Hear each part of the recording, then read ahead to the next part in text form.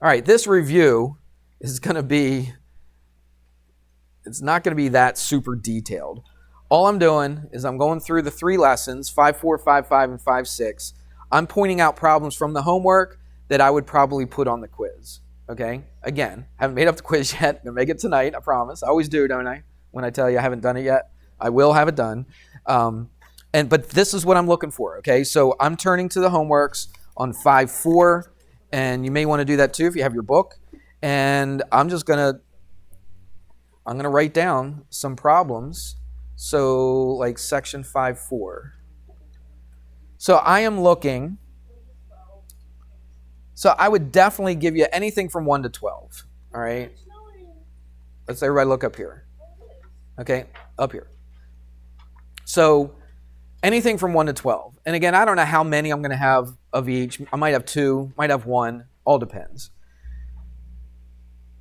And that's just simplifying square roots.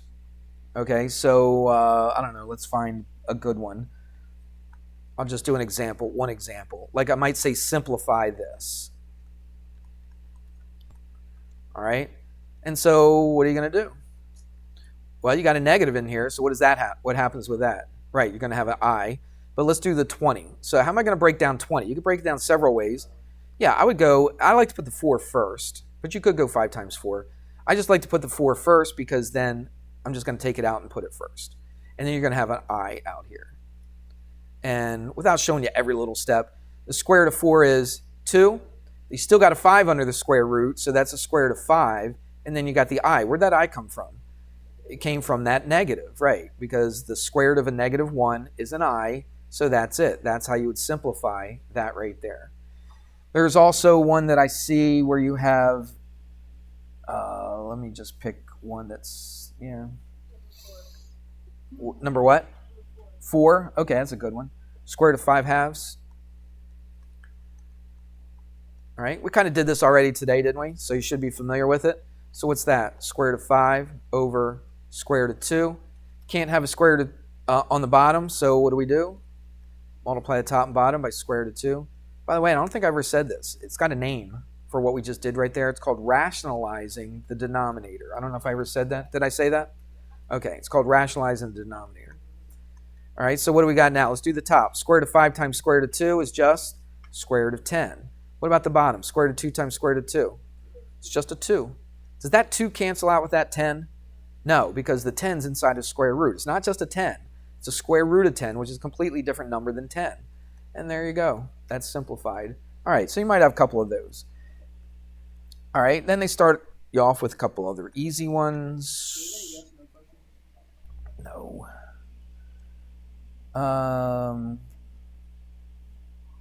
Let's do one like this. 14 I'm looking at. I'm not saying that exact one's going to be on the quiz, but that's definitely something that I would like you to know. So y squared equals negative 36. Again, we've done this before when we did those other problems earlier. What do? Square root both sides, correct? You can do it a couple ways, but here's the way I would do it. I would square root both sides. So y equals, right, because I square rooted that, you know it's going to cancel. Don't really have to show it. But then I square root this. What do you put in front of it, though? Plus or minus. So you got plus or minus. Again, you got a negative inside the square root. What becomes of that? Comes an I. And now I'm just taking the square root of 36, which is just 6. Boom. There it is. Simple. All right. This one you're going to solve. So this one, 19 to 30, there's a whole bunch of them there.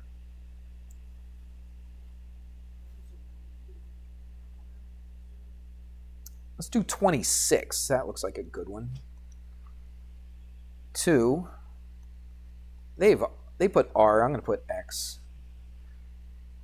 Plus 6 squared equals 18. Okay? And it says to solve. We are going to solve. So you're solving for X. X is equal to something. Okay? That's what we're trying to do. What's the first thing you would do here? This should be a piece of cake because we did that completing the square. This was part of completing the square, wasn't it? A little bit of it. So what's the first thing we're going to get rid of here? We're going to get rid of the square first. The 2. Get rid of the 2. The 2 is being multiplied by all of this. So divide both sides by 2. So divide that by 2, divide that by 2. What do we get?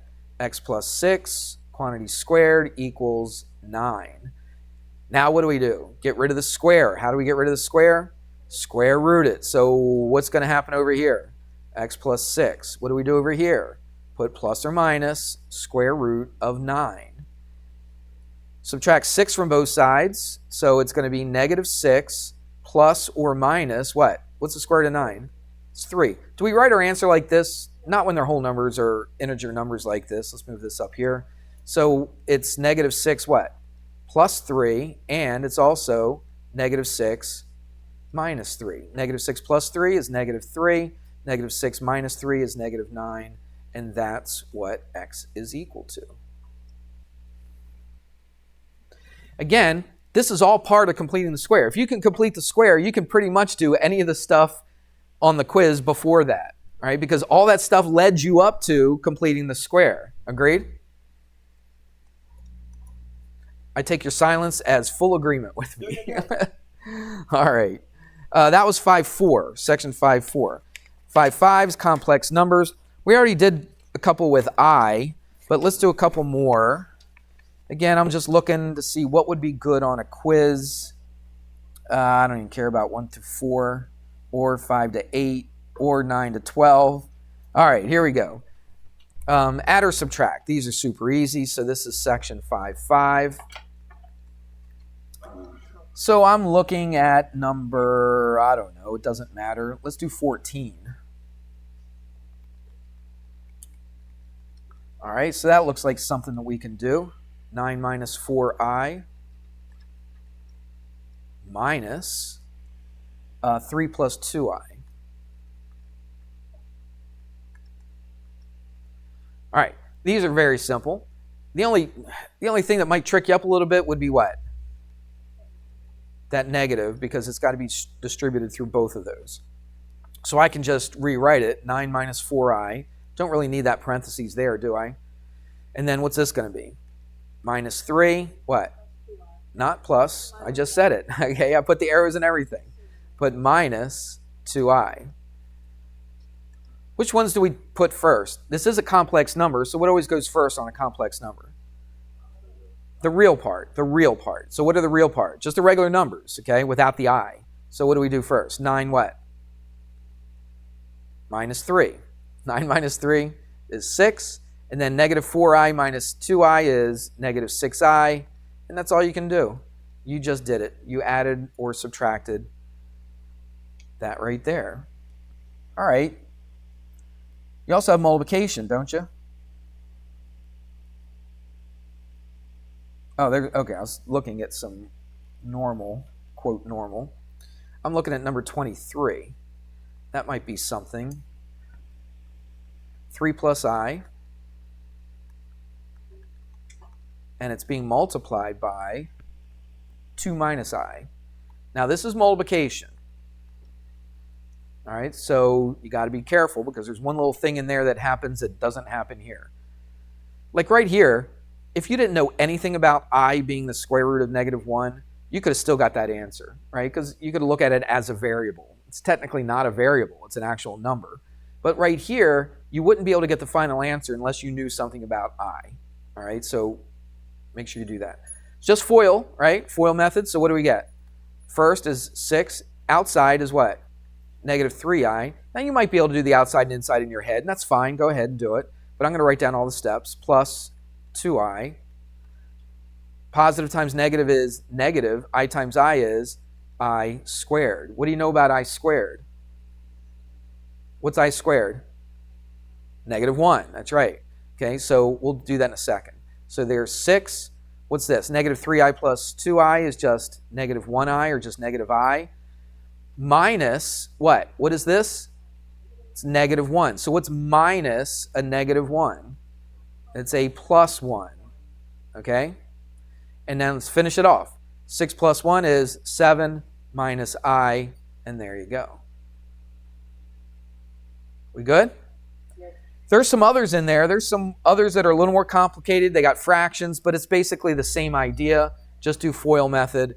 Okay, the numbers could be a little bit more difficult, but that's basically it. What about this? Oh, yeah, I forgot. 17 to 20. Almost overlooked those. I'll definitely have one or two of these on there. Maybe just one, I don't know. 17 to 20.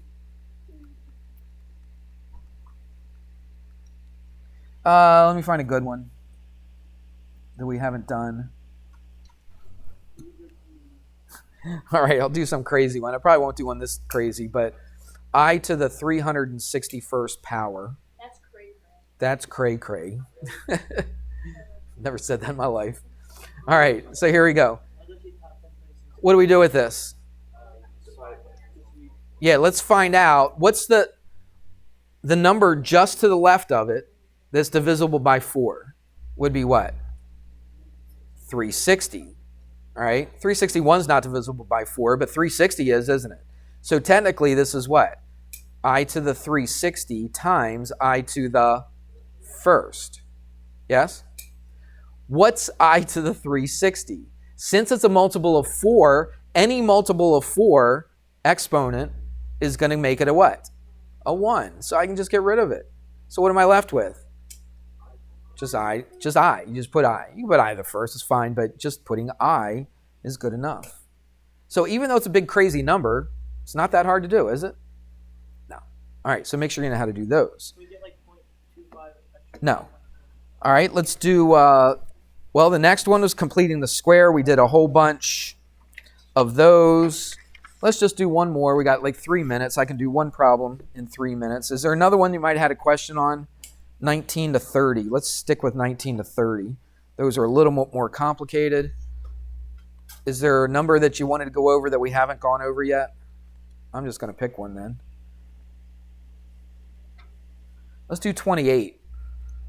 We didn't do 28, did we? 12b equals, nope. 12b equals 7 minus 2b squared minus 2b squared. All right, here we go, real quick. We want to put this in the correct order. Ax squared plus bx plus c equals 0. So let's put this over here. So I got a 2b squared, and then the plus 12b is already over there, so I don't need to change that sign. Take the 7, move it over. Actually, tell you the truth, do we really even have to move it over? No. Because what am I going to do to that? I'm just going to move it back over to the right anyway, aren't I? All right. So let's do this real quick. Simone, you watching this? Okay, so watch. We got to complete the square. So how do we do that? Take half of this. 12 divided by 2 is 6. Squared is 36. Do that to one side. Do it to the other side. Correct? Oops, I lied. Stop me, stop me, stop me. What do I got to do first? Yes, just noticed it. Divide everything by 2. Yeah, anytime, because to do the completing the square, you have to have a 1 in front of the b squared, okay, or x squared or whatever it is. All right, so what do I get? B squared plus 6b plus blank equals what? 7 over 2. Now we can do that thing. Now it's a different number, but now what's half of 6? 3. Squared is 9. Add a 9 to right there. We made this into a perfect square, so this is b plus what? 3. Let's find a common denominator. So that's going to be a 7 times 2 times 2. That's 18. What's that? 25 over 2. Would that say 7 what? 7 plus 9 over 1. All right, right here. Can you do both these things in the same step at this point? Hopefully. You know you're going to get rid of the square, right? And you're going to take the square root plus or minus in front of it. But you're also going to get rid of that 3. So I'm going to do that. Minus 3 plus or minus what? Square root. Let's do this in our head. Well, a little bit anyway.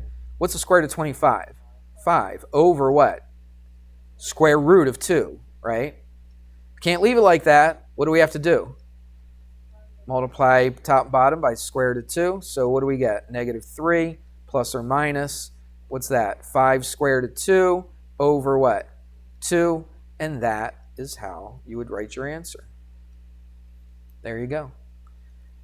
So on that section right there, 5, what was that, 5, 6?